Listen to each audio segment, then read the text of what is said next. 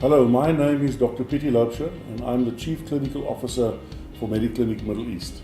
I'm responsible for the formulation and implementation of the clinical and patient safety strategy, and I oversee clinical services and medical affairs within the combined group. This includes clinical standards, quality, patient safety, laboratory services, pharmacy, nursing, clinical coding, clinical research, medical legal matters, as well as medical leadership.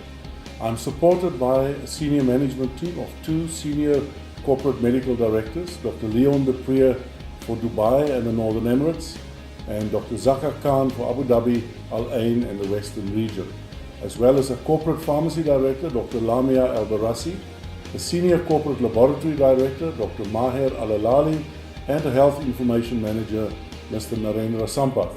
Also within the team is Camelia Akela, the quality manager for ambulatory care centers, as well as a quality and patient safety officer for each campus. Marihan Gerstner for Dubai and the Northern Emirates, Shabina Ziad for Abu Dhabi, Al Ain and the Western region.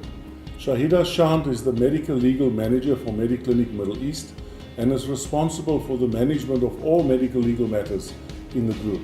She also reports to me and is supported by a clinical governance manager on each campus.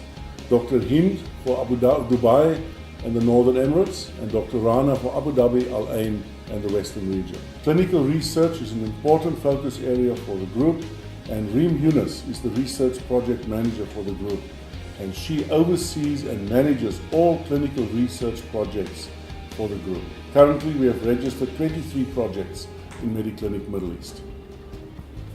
Thank you very much for the opportunity to speak today at the Physician-Patient Communication Workshop. This is a very important initiative for the group, and allow with me to share with you a short outline of the presentation today. First of all, there will be an introduction into Mediclinic. Very briefly, I'll share with you the vision, the mission and the core values, as well as the brand drivers for Mediclinic, and very importantly, the governance structure of the organization. There will be one slide on ethics and the importance thereof. Then I will touch on corporate communication and once again refer to the ethical aspects of physician-patient communication. And then we are happy to take any questions at the end of the presentation. Mediclinic International operates over 4 distinct platforms. First of all, Mediclinic South Africa with 52 hospitals and 2 clinics. This is where the company started. Secondly, there's Mediclinic Switzerland with 17 hospitals and 4 clinics. It is Mediclinic Middle East, as you well know, currently 6 hospitals as well as 27 clinics across the group. And then Mediclinic International acquired a 29.9% stake in the Spire Healthcare Group in the United Kingdom with 38 hospitals and 15 clinics. Let me share with you what is Mediclinic International's vision. It is to be respected internationally and preferred locally. I think this is a very, very powerful message that we want to bring across as a global healthcare group. We will be respected internationally for delivering measurable quality clinical outcomes. This is our core business, and we will continue to focus on that.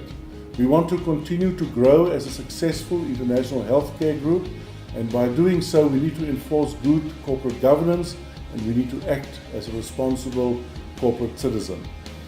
What would we like to be preferred for locally? Once again, the first priority, delivering excellent patient care. This is why we are a hospital group and why we do what we do. We want to ensure aligned relationship with our doctor communities. We want to be an employer of choice, and we want to appoint and retain competent staff in our organization.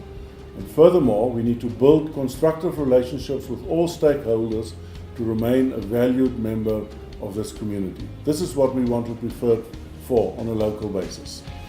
The mission of Mediclinic International is to enhance the quality of life of our patients by providing comprehensive, high-quality care to our patients.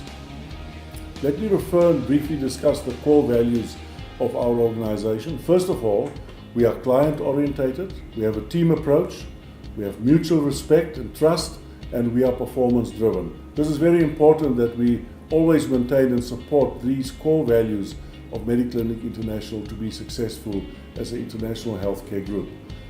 The science of care is an important component of Mediclinic International. As you know, we rebranded the company in 2012, and Mediclinic has 5 components of the science of care. It is practical, it is exacting, it is deliberate, it is orchestrated, and yet it is human.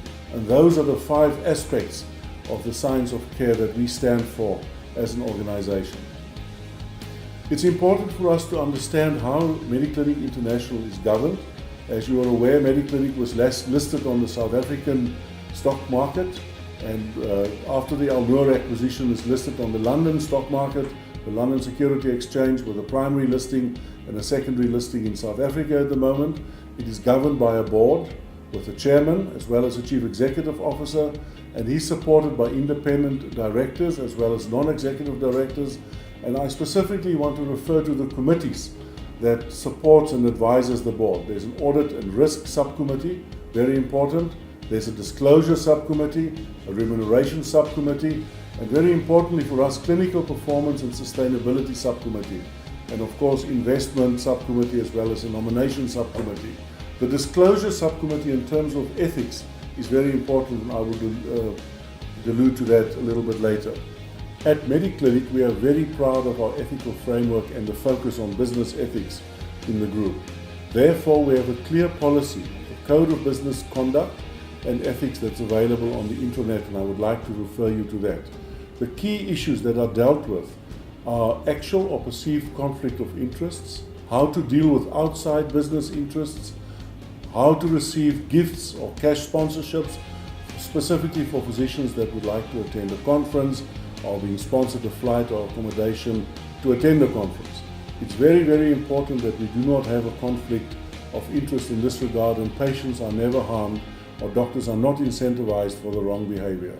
Therefore, we have a full process of disclosure if you receive a cash sponsorship or a sponsorship to a conference, and there's a whole application process in place for clinical and non-clinical approvals. I'm responsible for approving clinical requests, meaning physicians attending conferences or receiving gifts or requesting to speak at conferences for a fee.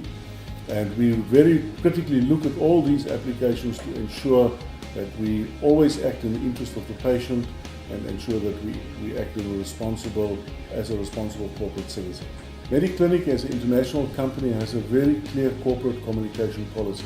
You can imagine that it's very important for a company of our size and stature to be very clear that who can speak on behalf of the company.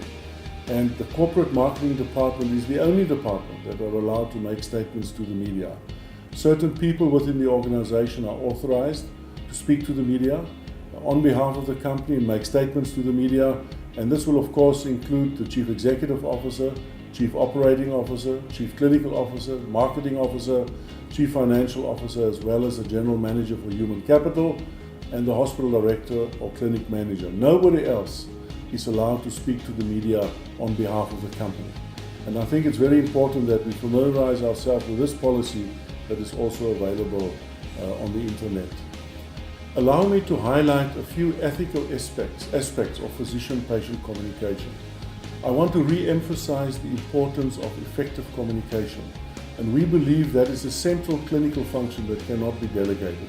It's extremely important when we communicate to patients that we create the right expectations with them, share the appropriate information, and make them aware of the treatment and the potential problems that they may encounter.